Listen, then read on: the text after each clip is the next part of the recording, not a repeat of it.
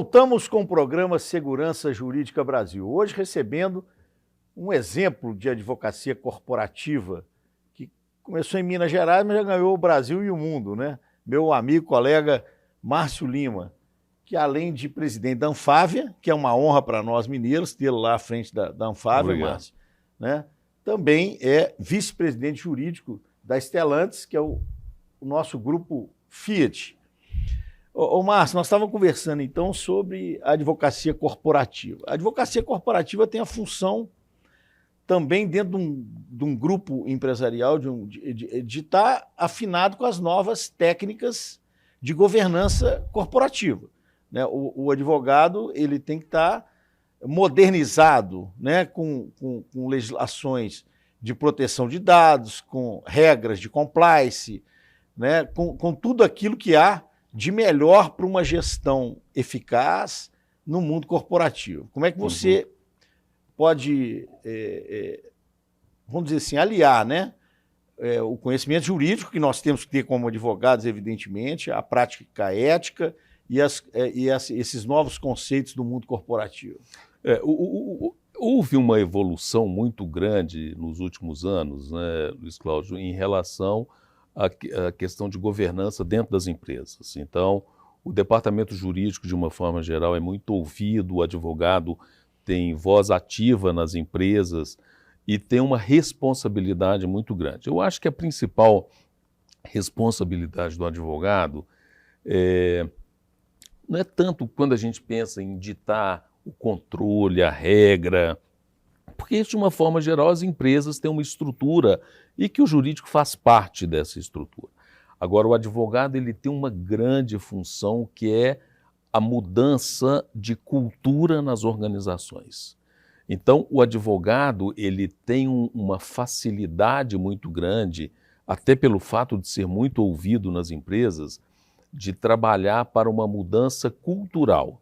Eu sempre falo que um compliance dentro da empresa, ele pode ser um compliance de PowerPoint, uma governança feita em PowerPoint para você apenas apresentar que você tem os controles, mas o que é mais importante é você ter a cultura dentro da organização e envolver o nível mais alto da empresa e até aquele que está lá no chão de fábrica, você envolvê-los na mesma lógica de governança, de ter um cuidado com as coisas, de você tratar realmente como você trata um filho, que é a nossa lógica do Código Civil, né?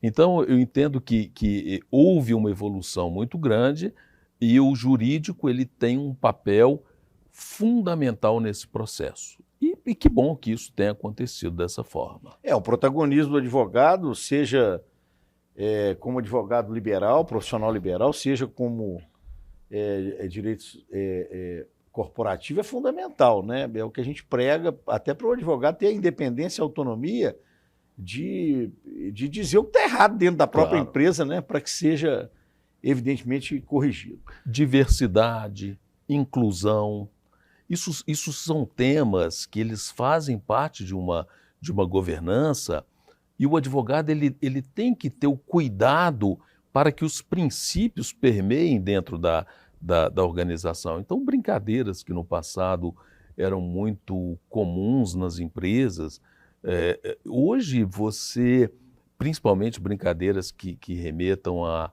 questão de ideologia de gênero, coisas desse.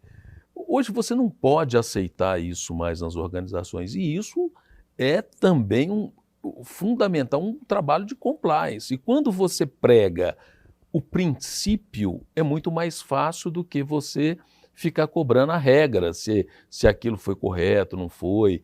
Então, você ter uma atuação muito mais de trabalhar a identidade da empresa, ela é fundamental. E deixa eu fazer uma curiosidade. Como é que você seleciona os advogados para esse mundo corporativo? É aquela questão que eu falo do atributo, né? Por exemplo, eu sou um advogado mais liberal, agora eu estou tendo uma experiência diferente, já tive também à frente da Procuradoria-Geral do município de Nova Lima, a gente tem que viver de experiências, né? Mas no mundo público, né?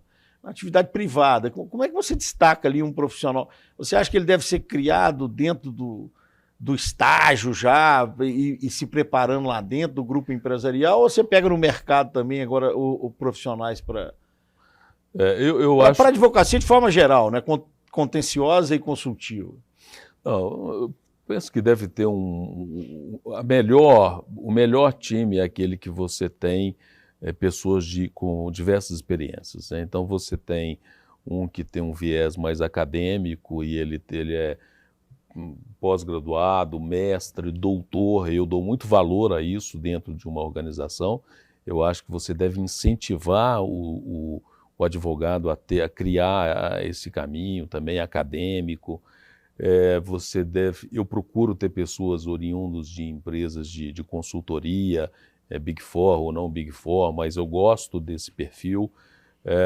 Então é bom você ter, e aquele que é estagiário, que nasce na sua empresa e que venha. Eu sempre falo que hoje mesmo eu tive uma reunião pela manhã e tem um colega que eu adoro fazer reunião com ele, principalmente quando eu estou inseguro com alguma coisa. Porque pelo semblante dele eu sei, ele fica assim, vai dar errado, vai dar errado. Ele é um pessimista nato, mas ele me traz para uma realidade em assuntos que eu considero importante. Depois ele fala assim, mas eu te avisei, eu falei que eu ia dar errado. Eu não gosto de ouvir, mas é importante você ter na empresa pessoas com esse perfil. É verdade.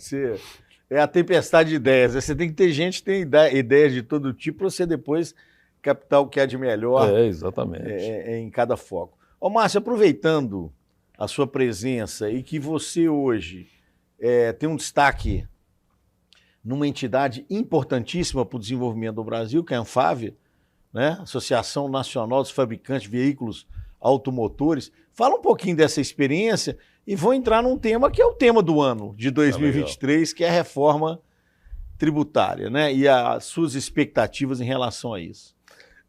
Bom, a Anfávia é um ano agora que eu estou completando à frente da entidade. Já vinha trabalhando antes com o presidente anterior, Luiz Carlos, como vice-presidente. Tem sido uma experiência riquíssima, né?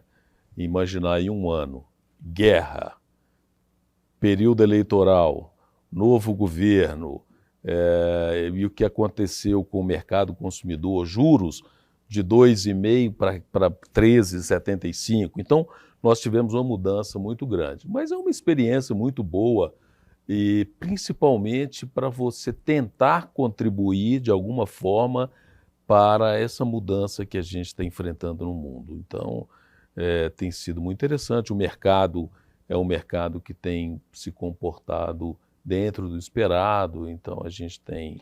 Em termos de participação na indústria, os fabricantes de veículo automotor estão em qual... Hoje a participação da indústria automotiva é de 20% do PIB industrial. Então é uma participação importantíssima. E qual a visão de vocês, Márcio, no projeto de lei? Tem 2 projetos de lei que tramitam hoje no Congresso Nacional, 2 mais importantes, né, sobre reforma tributária. Um de origem na Câmara, outro de origem no próprio Senado Federal. Mas todos eles tendem a enxugar não percentuais de impostos, né, mas em número de impostos, fazer uma simplificação tributária. Como é que você vê e quais são as aspirações do setor, né, na questão da reforma tributária? Bom, hoje nós temos, como você falou, a PEC 45 e a PEC 110. Elas são muito parecidas. As duas guardam questões, as principais questões que estão postas são praticamente as mesmas, né? Com alguma pequena diferença. A PEC 110 tem um número maior de alíquotas, a PEC 45 a alíquota única, que é o que é defendido pelo relator e também pelo próprio Bernardo Api, que é um dos que contribuiu para a formação da PEC 45. Luiz, o que o setor quer hoje, o que a indústria precisa, é previsibilidade, nós precisamos de previsibilidade e simplificação. Hoje a nossa indústria gasta 1,2% do faturamento para administrar questões tributárias. Eu não estou falando para pagamento, estou falando apenas para a questão de compliance da burocracia tributária. Imagina esse valor sendo investido hoje em pesquisa, desenvolvimento, em conhecimento. Então, nós precisamos de avançar nessa questão. Outro ponto, só como ICMS, o setor tem hoje 15 bilhões de créditos. Isso é algo impensável. De tributos, são 15 bilhões parados. Esses tributos, regra geral, não tem correção. Se você imaginar uma taxa de 15% e a empresa, quando está endividada, paga mais, então, de 15 bi, você está falando aí de um custo anual de 4 bilhões de reais jogado fora, que poderiam ser reinvestidos em competitividade. Então, nós temos uma grande expectativa que essa reforma tributária ela avance na previsibilidade, na questão dos créditos, que é fundamental, e que elimine realmente um pouco dessa burocracia. Muito bem. E você acha que ela sai do papel esse ano, a vontade política? Você está convivendo agora mais em Brasília também. Como é que você vê essa questão? Porque eu vejo muito empenho do próprio governo, mas a gente sabe que é um processo muito complexo, né? É uma luta para se aprovar qualquer reforma. Nós tivemos agora recente a previdenciária, a trabalhista, que foram traumáticas, né? E como é que você vê a possibilidade dessa reforma tributária? O Brasil avançou muito. O Brasil é um país reformista na essência, né? Nós tivemos nos últimos anos reformas muito importantes e reformas impensáveis ou pouco prováveis. Veja só, Luiz, o que aconteceu no mundo pela reforma previdenciária. Vários países estão tentando fazer reforma previdenciária há décadas. França é um exemplo, e as coisas são difíceis de acontecer. O Brasil passou a reforma previdenciária, e muito bem, a reforma trabalhista.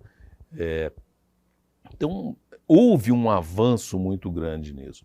E a reforma tributária, eu acho que a gente não tem outra alternativa.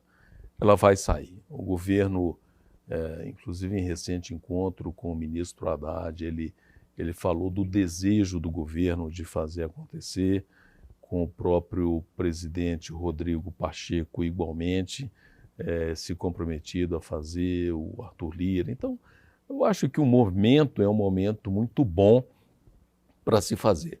O que se tem que tomar cuidado é não fazer da PEC 45 ou da PEC 110 uma instrução normativa, né? Quando você começa a disciplinar os detalhes, acaba perdendo o princípio e não saindo nada. Então, se a iniciativa privada, poder público, Estado, se concentrar, a academia, se concentrar nos princípios para a reforma tributária, eu acredito que saia assim. Buscando a previsibilidade, como você falou, até para as decisões judiciais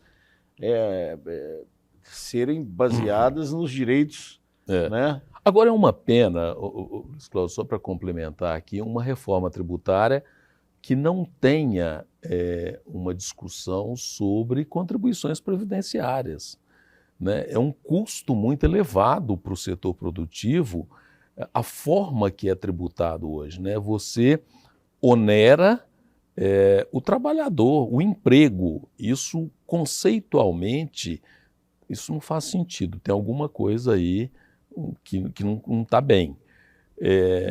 E também imposto de renda. Você precisa de ter algumas mudanças em imposto de renda para colocar o Brasil numa lógica de competitividade global, na cadeia global de valores.